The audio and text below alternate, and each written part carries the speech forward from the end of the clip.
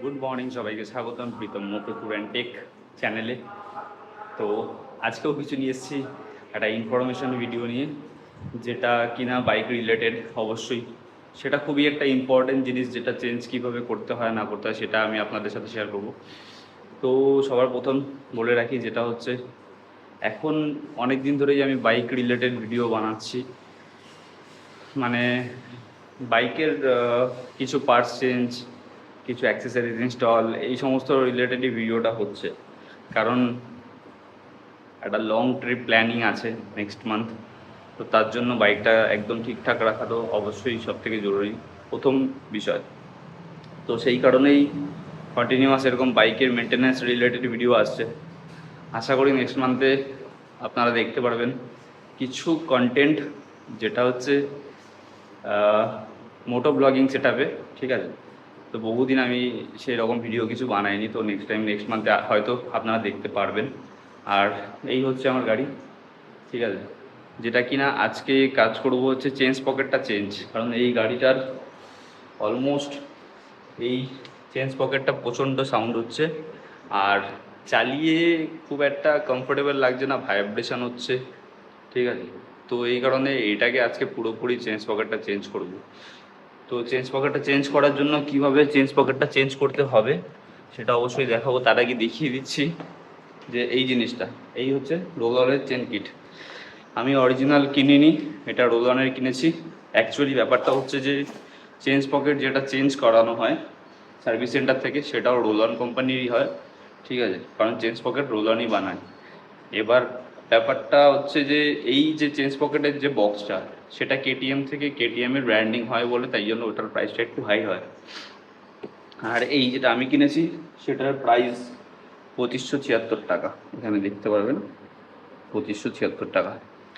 তো 2576 টাকা হচ্ছে এইটা নর্মাল চেঞ্জ পকেটের দাম।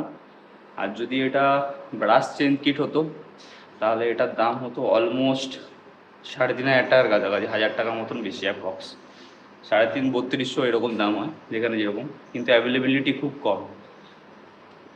তো চলুন কী করে চেঞ্জ করতে হবে, কী করে শুরু করব আমরা, সেটা আপনাদের সাথে শেয়ার করি। আর আরেকটা পার্ট যেটা কিনা আমার এই গাড়িতে খারাপ হয়েছে সেটা হচ্ছে এই পার্টটা যেটা দেখতে পাচ্ছেন এখানে, এই চেন প্যাডটা ফেটে গেছে। এখান থেকে ওপর থেকেও ফেটে গেছে, নিচের এই পোর্শনটাতেও দেখতে পারবেন যে ফেটে গেছে, এই পোর্শনটাতে। তো আমি এটাকে খুলে দেখাচ্ছি কী করে ফেটে গেছে আর কেন ফেটে যাওয়ার কারণটা কী। তো চলুন, সবার আগে কী করতে হবে আমাদেরকে। সবার প্রথমে আমাদেরকে এটা খুলতে হবে, ঠিক আছে, মানে চেন কভারটা খুলে নেওয়ার পর চাকাটাকে বের করতে হবে। তো চাকাটা বের করতে গেলে এই গাড়িতে একটু প্রবলেমেটিক, তার আগে মাডগার্ডটা খুলে নিলে সবথেকে ভালো হয়। তো চলুন শুরু করি, মাডগার্ডটা খুলে নিই আর চেন গার্ডটা খুলে নিই। তো মাডগার্ড খোলার জন্য এইখানে দুটো বোল্ট থাকে, যেটা হচ্ছে দেখিয়ে দিই কাছ থেকে। একটা হচ্ছে এই পোর্শনটাতে, এটা হচ্ছে 6 mm অ্যালান বোল্ট। এইখানটাতে একটা থাকে, যেটা দেখা যাচ্ছে কিনা কতটা, এই পোর্শনটা যেটা হচ্ছে, এইটা হচ্ছে 6 mm অ্যালান বোল্ট, ঠিক আছে। এই দুটোকে খুলতে হবে, সেম ওই দিকেও থাকে। তো এই দুটোকে খুলে নেওয়ার পরে মাডগার্ডটা রিমুভ হয়ে যাবে। দেন চেঞ্জ পকেটটা গার্ডটা যে আছে, এই গার্ডটা খুলতে গেলে এটা খুলতে হবে। এখানে একটা অ্যালান বোল্ট আছে যেটা 4 mm আছে, এইখানে একটা অ্যালান বোল্ট আছে, ঠিক আছে, এটাও 4 mm আছে। এই দুটো খুলে নেওয়ার পরে এই ভিতর দিক থেকে এইখানটাতে একটা 8 mm এর বোল্ট আছে, আর এইখানটাতে একটা বোল্ট আছে। এইগুলো সব কটাকে খুলতে হবে। তো আমি এগুলো সব কটা খুলে নিয়ে আপনাদেরকে দেখাচ্ছি কীরকম ওপেন হচ্ছে। এইখানে দেখতে পাচ্ছ তোমরা যে আমি পিছনে মাডগার্ডটা খুলে নিয়েছি। এইবারে চেন গার্ডটাকে খুলে নিয়ে দেন আপনাদেরকে আবার দেখাচ্ছি। তো দেখো এইখানে চেন কভারটা যেটা আছে সেটা খোলা হয়ে গেছে, তাই জন্য এইখানে একটা বোল্ট ছিল যেটা দেখিয়েছিলাম, এইখানে একটা বোল্ট ছিল অলমোস্ট দেখিয়েছিলাম, আর এইখানে দুটো ছিল, এইখানে একটা আর একটা, এই দুটো খোলা হয়ে গেছে। আর ওই সাইডে একটা ছিল সেম 8 নম্বরের, যেটা কি এইখানে এই একটা থাকে আর এইখানে একটা। তো অলমোস্ট এটা তিনটেই খোলা হয়ে গেছে। এইবার গাড়িটাকে গিয়ারে দিয়ে, চেঞ্জ পকেট খোলার জন্য সবথেকে সহজ উপায় হচ্ছে গাড়িটাকে প্রথমে গিয়ারে দেবে, দিয়ে এই যে নাটগুলো আছে, ঠিক আছে, এই নাটগুলোকে একটু লুজ করে নেবে, তাহলে যখন তুমি চাকাটা নামাবে তারপরে তোমার খুলতে অসুবিধা হবে না স্প্রকেটটা। আর এবারে এইটাকে খুলবো, ছোট যে চেন কভারটা আছে সামনের স্প্রকেটের কভারটা। আর এটাকে খোলার পরে গাড়ি একদম স্টার্ট দেবে না, কারণ এই চেন স্প্রকেট গার্ডটার সাথে যে নাটগুলো রয়েছে 1 2 3টে, এই 3টে কিন্তু ইঞ্জিনের মানে ইঞ্জিন কভারের সাথেই অ্যাটাচ থাকে। তুমি যদি এটা খোলার পর গাড়ি স্টার্ট দাও তাহলে ওখান থেকে কিন্তু অয়েল বেরিয়ে আসবে, ইঞ্জিন অয়েল। তো এটা মনে রাখবে। আর চলো এবারে এইটাকে সামনের স্পকেটটাকে খুলে নিই, তারপরে পিছনের চাকাটাকে বের করব। দেখো সামনের স্পকেটটা খুলে নিয়েছি, মানে স্পকেট কভারটা খোলা হয়ে গেছে, ঠিক আছে। এইবারে খুলতে হবে হচ্ছে এই দুটো নাটকে লুজ করে দেবো, ঠিক আছে। চাইলে তুমি একবারও বের করে নিতে পারো ছোটো স্পকেটটাকে, আর দেন পিছনেরটার নাটগুলো লুজ করবো। তো চলো এটাকে খুলে নিই। অবশ্যই গিয়ারে রাখবে গাড়িটা, তাহলে স্লিপ হবে না।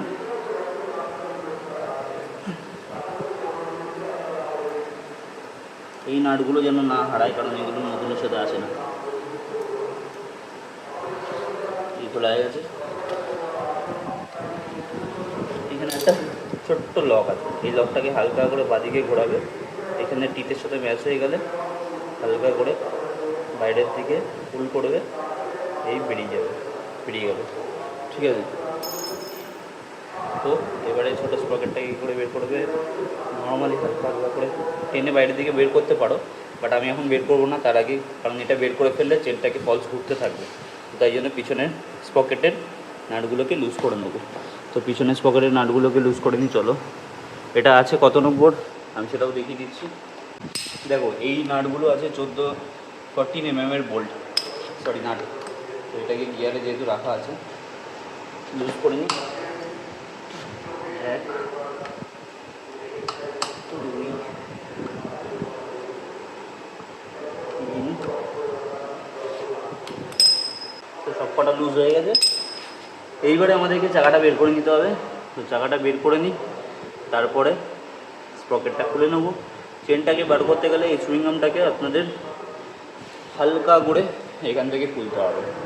সুইংগাম না খুললেও এখান থেকে সাইড স্ট্যান্ড, ফুট রেস্ট এগুলো সব খুলতে হবে। তো তাই জন্য একটু সময় সাপেক্ষ ব্যাপার আছে। তো সবার আগে তাহলে চাকাটা খুলে নিই। তো এখানে দেখতে পাচ্ছ চাকাটা আমি পুরো বের করে নিয়েছি, ঠিক আছে। অ্যাক্সেলটার মধ্যেও হালকা গ্রিসিং করে দেবো, মুছে ভালো করে।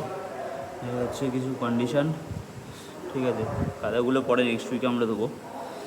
আর এখন জাস্ট করতে গিয়ে দেখলাম খুলতে গিয়ে যে ডিস্ক প্যাডটার যে কন্ডিশান আছে ওটা খারাপ হয়ে গেছে একদমই। তো একদম শেষের পথে দেখতে পাচ্ছ।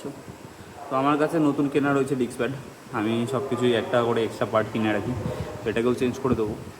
তো যাই হোক, তো চলো এবারে চেনটাকে বের করতে গেলে সবার আগে ছোটো স্পকেটটা খুলে নিই। ছোটো স্পকেটটা বের করে নেওয়ার পরে এখান থেকে সাইডে ফুট রেস্টগুলো খুলতে হবে। দেখো এদিকে একটু খাটাখাটনি আছে চেন স্পকেটটা খুলতে গেলে। এখানে সুইংগামের এটা বোল্ট আছে, সুইংগামের বোল্টের এদিকে যে নাটটা থাকে সেটা হচ্ছে এই যে এই নাটটা, ঠিক আছে। এই নাটটাকে প্রথমে খুলে নিতে হবে। খুলে নেওয়ার পরে দেন এইখানে ফুট রেস্টের একটা উপরের যেটা থাকে, এই যে ফুট রেস্টের যে উপরেরটা এটা সুইংগামের সাথে এরকম থাকে, ঠিক আছে। আর নিচেরটা থাকে হচ্ছে এই বোল্টটা, সেটা হচ্ছে এই লম্বা যে বোল্টটা, এটা এই প্রান্ত থেকে ঢুকে ওই প্রান্ত থেকে বেরোয়, ঠিক আছে। তো এটাকেও খুলে নিতে হবে। খুলে নেওয়ার পরে একটু বাইরের দিকে টানলে পরেই এই ফুট রেস্টটা বেরিয়ে যায়। ফুট রেস্ট বেরিয়ে গেলে আপনারা দেখতেই পাচ্ছেন, ঠিক আছে। এখন আরামসে বেরিয়ে যাবে চেন স্পকেটটা। তো তার আগে এই জায়গাটা চেনটাকে বের করে নিয়ে আমি এই জায়গাটা ভালো করে ক্লিন করি। আর এই যে চেন প্যাডটা ভাঙা আছে, এই যে ফাটা আছে, এটাকে চেঞ্জ করি। পকেটটা বের করে নিয়েছি আর এই বেরিয়ে গেল চেন। চলো, চেনটা খুব একটা প্রবলেম ছিল না, বাট এর ওরিংগুলো খারাপ হয়ে গেছে, যেহেতু প্রথম থেকে ঠিক করে মেনটেন করা হয়নি। এটা হচ্ছে রোলনের, যেটা বলছিলাম এটা সার্ভিস সেন্টার থেকে চেঞ্জ করা ছিল। দেখো আর বলে মার্ক করা আছে, ঠিক আছে। চেন স্পকেট রোলনই বানায়। তো দেখো অলমোস্ট পরিষ্কার হয়ে গেছে এই পোর্শনটা। 1 সেকেন্ড, হ্যাঁ। তো দেখা যাচ্ছে এখন পরিষ্কার হয়ে গেছে। আর এই হচ্ছে কিছু চেন স্লাইডার বলে এটাকে, ঠিক আছে, যেটার উপর দিয়ে চেনটা যায়। নিচে এই পোর্শনটা ফেটে গেছে, এখান থেকে দুটো টুকরো হয়ে গেছে, আর এই হচ্ছে ওপরের বাকি টুকরো পোর্শনটা। অ্যাকচুয়ালি এগুলো রাবারের হয়, এই হার্ড হয়ে গেছে, দেখো ভেঙে যাচ্ছে কেমন করে, দেখেছো? এই দেখো কেমন ভেঙে যাচ্ছে। তো তাই জন্য এটা চেঞ্জ করে নিলাম, এটা রয়েছে আমার কাছে, তো চেঞ্জ করে নিই চলো। তো এই হচ্ছে নতুন চেন স্লাইডার, যেটা অরিজিনাল কেটিএমের থেকে আমি পারচেস করেছি। এটার দাম হচ্ছে অনলি 285 রুপিস। একদম ফ্রেশ আর নতুন নতুন জিনিসের একটা দেখতেই ভালো লাগে। এই হচ্ছে নর্মালি এরকমভাবে বসবে, পুরো গ্রুপিং করা থাকে, কোনো খাটাখাটনির বিষয় নেই। জাস্ট এটাকে এখানে একটা জিনিস তোমাকে করতে হবে, যেটা হচ্ছে দেখিয়ে দিচ্ছি। এই ভিতরে একটা বুশ থাকে, যেটা পুরোনোটার মধ্যে রয়েছে। এই যে দেখো, এই যে মেটালের যে বুশটা, এটাকে বের করার খুব একটা বড় বিষয় না, এই জাস্ট টানলে বেরিয়ে গেল, ঠিক আছে? এটাও বের করে রেখে দিতে পারো, কখনো তোমার কাজে লেগে যাবে। তো বুশটা এখানটাতে এরকম ঢুকিয়ে দিতে হবে, ঠিক আছে? আর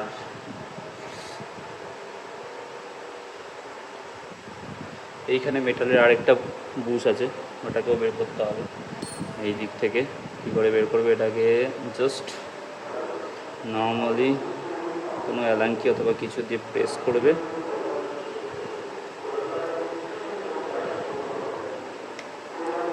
দেখো প্রেস করতে এটা লক থাকে একটা, এই বেরিয়ে গেছে, ঠিক আছে?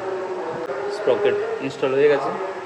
এবার এটার যে লকটা, সেই লকটা তোমাকে যেটা পুরোনো ছিল, এই যে এটা, তো এটাকে ইনস্টল করতে হবে। তো এটাকে একটু ভালো করে পরিষ্কার করে নিই।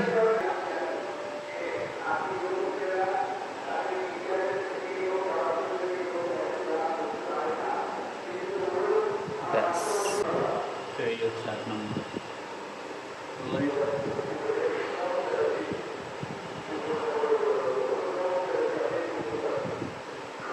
এটা জাস্ট এখন নর্মাল ধরিয়ে টাইট দিয়ে রাখো, কারণ এটা পুরো টাইট এখন দিতে পারবে না, যেহেতু পেছনে স্প্রকেটটা ইনস্টল নেই। জাস্ট ধরিয়ে রাখলাম, ওকে। এবারে হচ্ছে একটা ছোট্ট চেন প্যাড আছে, এটা এইভাবে ফিটিং থাকবে, চেনটাকে ওপরের দিকে প্রেস করে রাখবে, ঠিক আছে? তো এটা থাকবে আরেকটু ভিতরের দিকে, এরকম। এবারে সাথে এটাকেও ফিটিং করতে হবে। এই জায়গাটা একটু কনজেস্টেড আছে, তোমরা ঠিকঠাক করে এটা ফিটিংটা করে নিও, তেমন ভাবক কিছু ব্যাপার নেই, ঠিক আছে? জাস্ট লম্বা বোলটাকে হালকা এতে ধরিয়ে নিলে ভালো হয়, অথবা আগে এটাকে উপরেরটাকে ঢুকিয়ে নাও, দেন নিচেরটাকে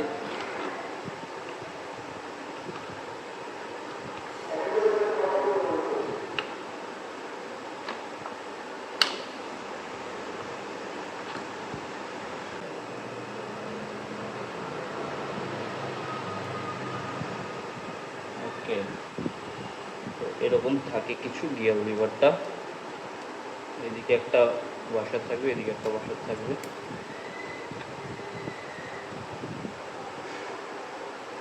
আর একটুখানি ওপেন করে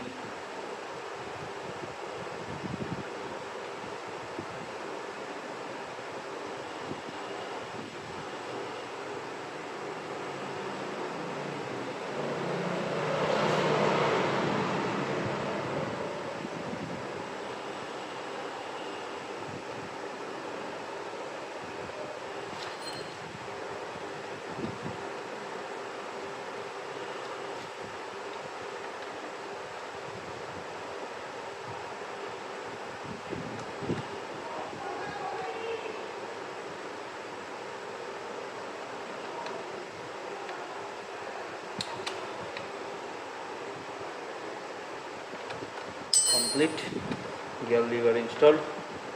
আচ্ছা, এদিকে হয়ে গেল। এবারে পিছনে চেঞ্জ পকেটটা ইনস্টল করতে হবে, তারপর চাকা ফিটিং করলে কমপ্লিট। তো এই হচ্ছে, জাস্ট সেন্সারগুলো অল ওয়ার্কিং কিনা একবার চেক করে নিতে হবে, সেটা আমি পরে চেক করছি, কারণ এখানে আমার 1 2 3 খোলা আছে, এটা মাইন্ডে রাখতে হবে। তো চলো এবার পিছনের চাকার চেঞ্জ পকেটটাকে ইনস্টল করে নিই। তো এখন দেখতে পাচ্ছ পুরোপুরি চেন স্পকারটা ইনস্টল হয়ে গেছে, ঠিক আছে। তো খুব সুন্দর লাগে, হ্যাঁ, নতুন চেন স্পকেট ইনস্টল করার পর গাড়ি চালাতে। আর এখান থেকে 10 to 15 mm মতন প্লে হওয়া দরকার, ওটা চেক করে নেবে। আর নতুন চেন কয়েকদিন বাদে যেমন এখানে লেখা থাকবে 5 to 7 mm, 5 to 7 mm চেনের প্লে হওয়া দরকার। তো চেনটা একটু বড় হয়েছে, যেহেতু আমি একদিন চালিয়েছি, চালানোর পরে বাদবাকি ভিডিওটা কন্টিনিউ করলাম। আর তো এই হচ্ছে আফটার ফিটিং। পিছন দিক থেকে একবার জাস্ট চেক করে নিতে হবে যে চাকার ব্যালেন্সটা ঠিক আছে কিনা, মানে এই সেন্টার পজিশনটা ঠিক আছে নাকি মডগার্ডের সাথে। তো যাই হোক, অল ওকে আছে। তো ভিডিওটা কেমন লাগলো অবশ্যই কমেন্ট করে জানিও। আর নেক্সট ভিডিও খুব তাড়াতাড়ি আসবে, ঠিক আছে। তো চলো, দেখা হচ্ছে পরের ভিডিওতে। Bye bye.